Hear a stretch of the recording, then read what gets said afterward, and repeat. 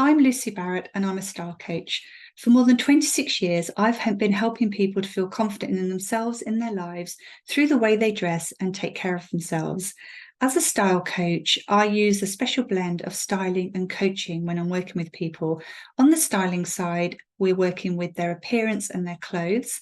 And on the coaching side, it's the conversations we might be having with ourselves and about ourselves.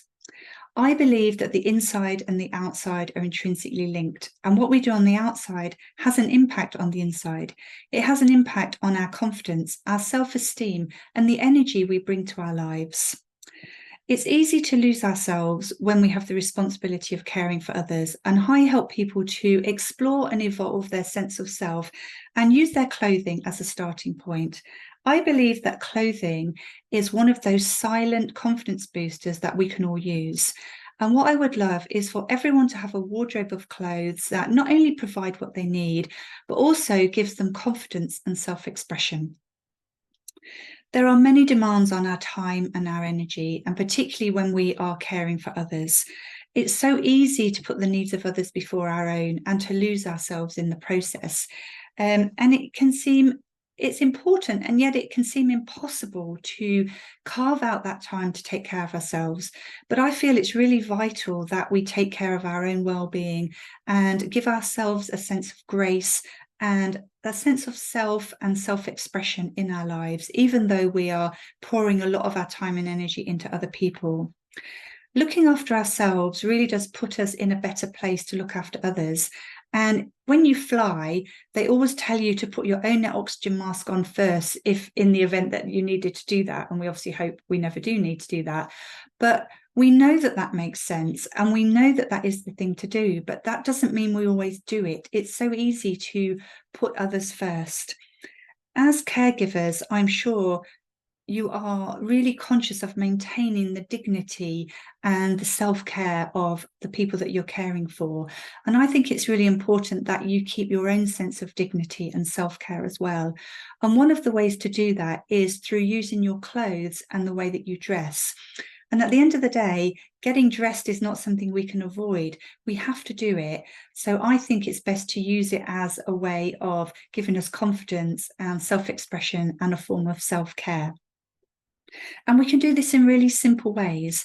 And what I'd like to share with you is the 4 pillars of a successful wardrobe that will give you not only what you need, but have a wardrobe that is a way of expressing you in every way, in every day, as well as dressing you. So we want to dress and express ourselves. The first pillar that I'd like to talk to you about is colour. I think colour is magic. And it's fun. And the energy that colour brings is infectious, and it spreads all around. It not only affects us as the wearer of the colour, but also the people around us and the atmosphere in the room of where we are. Colours can lift us and make us feel happy. They can make us feel joyful. They can make us feel calm. They can also make us feel dull, down, a bit bored, and a bit boring. And I think that wearing flattering colours gives you a natural facelift.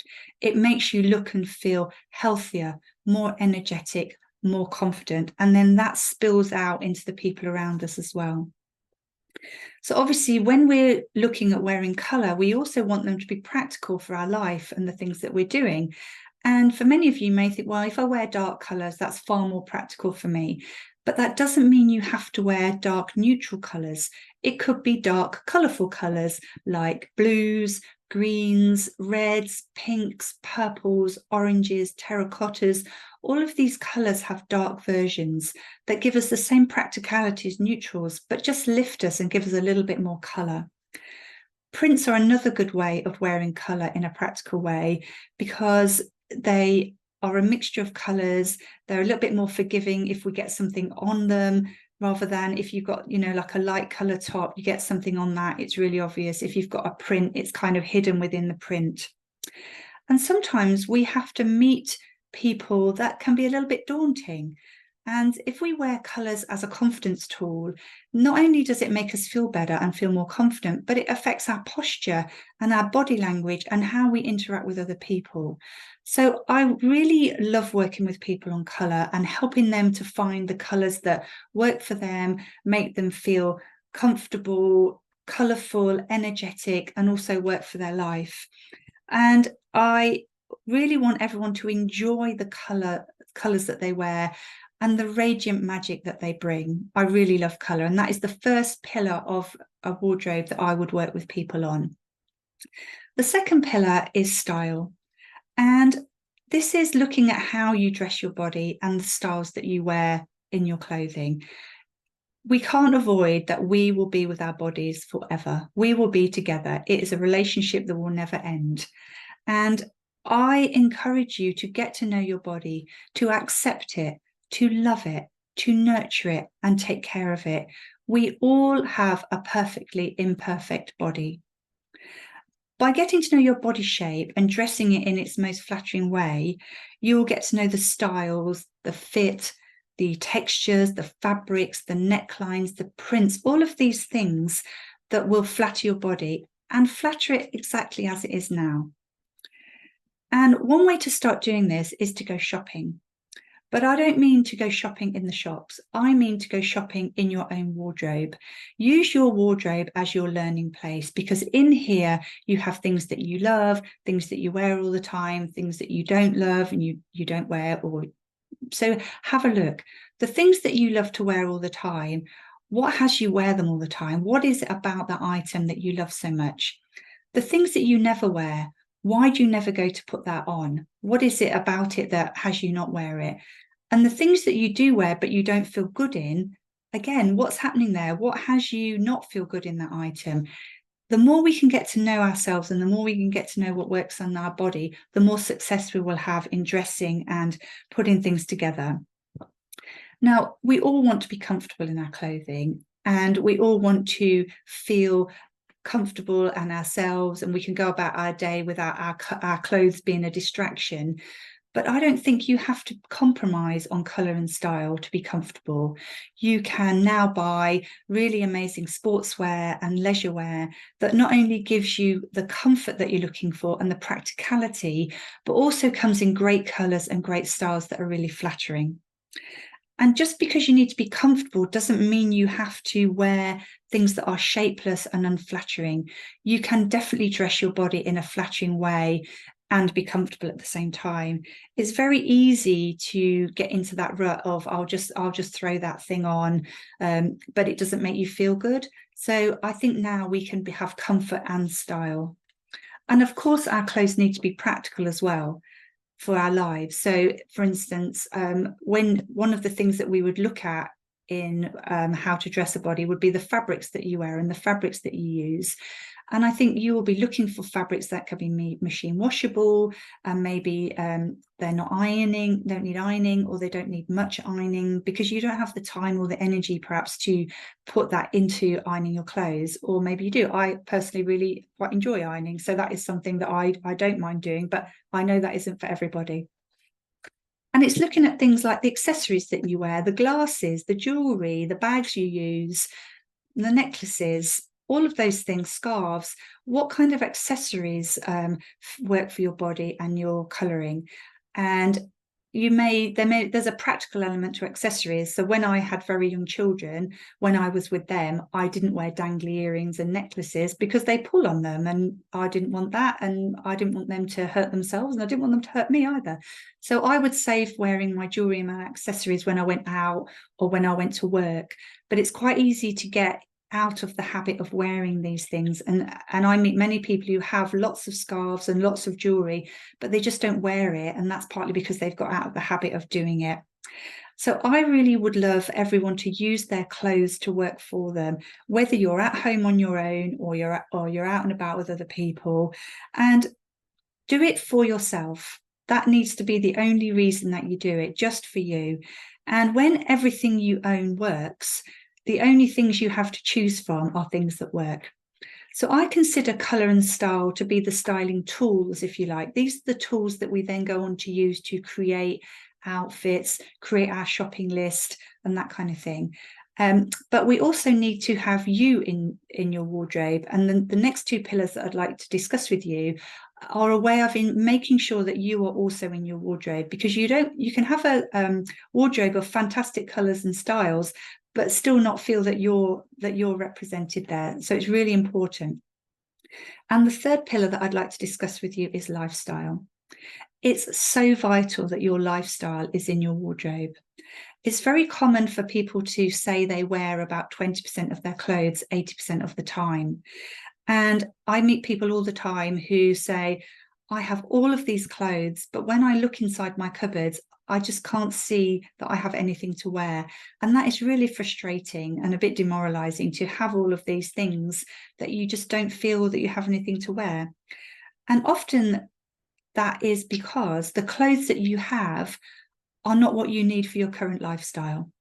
Maybe they're for a life you used to have, or a life you would like to have, but we have to be realistic. We have to have a selection of clothes that we can wear in the life we have now.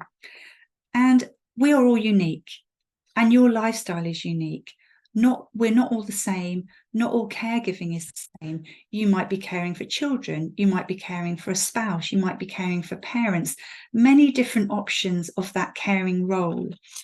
And so what I would like you to do is look at your lifestyle and have a look at what you need, and then see, do you have what you need, or are there things missing? And take a look. What do you do? What activities do you do on a daily, weekly, monthly basis? Where do you live? What kind of climate do you live in? What is the weather like? How do you get around?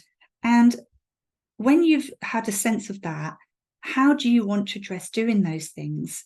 And what do you want to look like? What do you need to do that? And this is how we start to align our wardrobe with our life. I have a friend who has a husband who is bedridden, and she's his main carer. And so her lifestyle, her morning routine is, in the morning, first thing, she takes their dog for a walk, and then she comes home and she gets her husband ready for the day. And she's usually wearing sportswear when she does that, because it's practical, it's comfortable. It doesn't really matter so much if it gets dirty or if it gets wet. And once she's done that, she then prepares for the rest of her day and dresses herself. And she always wears colours that are flattering and styles that work for her. And one of the things she does is every day she wears perfume. And this is something that really makes her feel herself and nurtures her. It doesn't matter what she's doing that day, she will put her perfume on. And these are just examples of how our lifestyle and our wardrobe need to come together and be in alignment. The fourth element of a successful wardrobe I'd like to talk about is personal style. Personal style is you expressed on the outside. It's that intersection between what you wear and who you are. And your own personal style is custom made for you, and it only needs to make sense for you. But often we may not be conscious of our own personal style. It's easier to see it in other people, and often other people see it in us before we've identified what it is. And whatever you're doing, you will be expressing your personal style through the colours you're wearing, the styles you're wearing, the prints, the fabrics, the textures, the accessories you wear. When it all comes together, it expresses your personal style. And just like you're with your body for the whole of your life, you're with yourself all of the time as well. And your style, I believe, is a reflection of your inner light. It's who you are, and I would love for it to be shining brightly and illuminating your life. So how do you find this elusive thing called personal style? This is something I work with people as well, really exploring and discovering what this is. What makes you happy? What makes you feel like yourself? What makes you feel confident? So I invite you to become curious about yourself. And our personal style goes far wider than our clothes. The things that influence us are far bigger than our clothes. It could be our interior design, how we decorate our home, the things that we like to have around us, the art we like, the nature we like, the flowers we like. You know, if you're buying a birthday card, what kind of card do you buy? So many things influence our style. And when you have a sense of your style, you can be yourself all the time, regardless of what you're doing in the day. And regardless of whether you are with yourself or whether you're seeing other people, you can express it for yourself.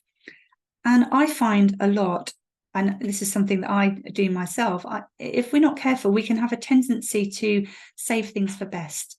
So we get really lovely things that we love the colour, we love the style, but we don't wear those things because we keep them precious, and we keep them, while they're in the wardrobe not being worn. They're not going to get damaged, they're not going to get ruined, but at the same time we're not enjoying them, and we have them and we love them, but we don't enjoy them. Excuse me. So I would encourage you to wear your things, the things that make you feel great, and obviously be practical as well. So, if you've got a beautiful silk top, you may not want to wear that when you're cleaning the bathrooms, but why not wear it when you're going out or when you're at home on your own, even if it makes you feel good. I think it's really important to maintain who we are and how we dress through our personal style. I currently have a member of my family who's living in a care home, and they do the laundry at the care home, but they don't do the ironing. And she has spent her life taking care of her appearance, and her clothes have always been nicely pressed, and she wears beautifully coordinated clothes. And I know it would mean a lot to her to maintain this. And so what we do is we take her laundry home and we wash it and press it and take it back.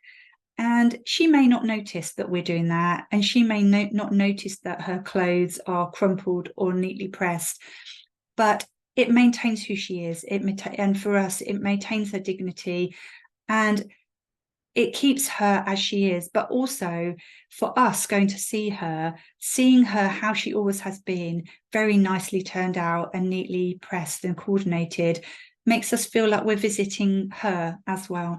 And it's quite a small thing, but I think it's really important. So those are the 4 pillars of a successful wardrobe that I wanted to discuss with you. So colour, style, lifestyle, and personal style. And these are the areas that I work with people before we go into a wardrobe and start evaluating what's actually there. I think it's really important to get a sense of these things, because it determines what we like and who we are and what we're looking to need. And as we go through life, things change. Our colouring may change, our body shape changes, our life definitely changes, and our style will evolve and grow as we evolve. And so keeping a sense of ourselves and making the necessary adjustments will maintain this successful wardrobe throughout our life, regardless of what we're doing. Now, today I'd like to share a 5th pillar with you, and that is self-care. As a caregiver, we pour ourselves into other people, and time is definitely an issue, but budget can also be an issue. Self-care can seem out of reach, but it doesn't have to be time-consuming or expensive. Just simple steps can make a difference, and carving out small little snippets of time for yourself can really nurture you and be a form of self-care for you. And one of the things we can do is create very simple morning and evening routines that nurture us and take care of ourselves. For example, you might make your bed in the morning, and just that small thing can really make a difference. When you've had a really, really tough day, it's been a long, tough day, and you just want to get into your bed, but to go to your bed and it's this neat place that's ready and waiting for you, is just such a lovely feeling at the end of the day. You might get your clothes out the night before. This is definitely something I did when my children were very small, because in the morning, getting 3 children out to school and myself out to work was quite a lot to handle. So I used to get my clothes out the night before so that I didn't have to think about that in the morning. Or maybe you will get yourself ready before you focus on other people. And I know this is something that my sister-in-law used to comment on quite often. If we were going out for the day particularly, I'd always get up and get myself ready, and then I could concentrate on getting the children ready and all the bags and all the stuff that we needed to take with us. And if I didn't do that, I was always rushing at the end, because time always ran away with me, and it was always a little bit frustrating. So maybe those are simple things you can do. Or, have a look. What makes you feel good about yourself? What nurtures you? What would be a form of self-care for you? And it can be different for everyone. And I just was thinking about a few simple things that may or may not resonate with you, that are simple little things that you can find little snippets of the day to do them. It might be having a very simple skincare routine in the morning and the evening. It could be doing something with your hair, getting regular haircuts, wearing perfume or aftershave every day, wearing makeup. That's something that I probably would choose. And when you don't have time to do anything, it could just be simply putting on a lipstick. I love lipstick. And I always think that lipstick is the light bulb that illuminates the face. For you, it could be a lovely hand cream that you use every time you wash your hands, having fresh flowers in the house, lighting a candle, singing in the shower, dancing in the kitchen. And I definitely think wearing clothes that are in colours and styles that flatter us is a form of self-care. My dad, who is retired, bless him, he wears a tie every day because that's how he feels ready for his day. When he was working, he didn't wear a tie, but since he stopped working, that's one of the things he does, prepare for his day today, every day. And it doesn't have to be time consuming, and it doesn't have to be expensive to create a stylish outfit that expresses who you are. And if budget is a consideration, this could be something that you start to create a present list, a birthday and Christmas list, a bottle of your favorite perfume, a lovely hand cream, an accessory that you really like to wear. And keeping your sense of self going through the caring, I think, is really important. It's important to take an interest in yourself. It's an investment now, and it's an investment for the future. And it affects and benefits not only you, but the people around you. The people you're caring for don't want to be the reason that you stop caring for yourself. And when you look after yourself, it encourages them and gives them an incentive to carry on taking care of themselves as well. And use your clothes. Use them to lift you and give you energy. Use the colours, use the styles, because I believe the outside and the inside really do impact each other. And look for ways that would nurture you and be a way of taking care of yourself. I believe the way we dress is an expression of self-love. And I invite you to adorn yourself with love and care every day. So my intention today was to give you some insights to inspire you to look for ways that would be taking care of yourself in the busyness of your caring responsibilities, and use the way you dress alongside you as you take care of yourself and other people. Using colours and the 4 pillars of a successful wardrobe, or the 5 that we've talked about today, has the power to transform, inspire, and empower us. Thank you so much for listening to me today. And if you'd like to have more information about these 4 pillars of a successful wardrobe, you can get my resource that I'm happy to share with you. And I'd also love you to be part of my community if you think that's something that would be of interest.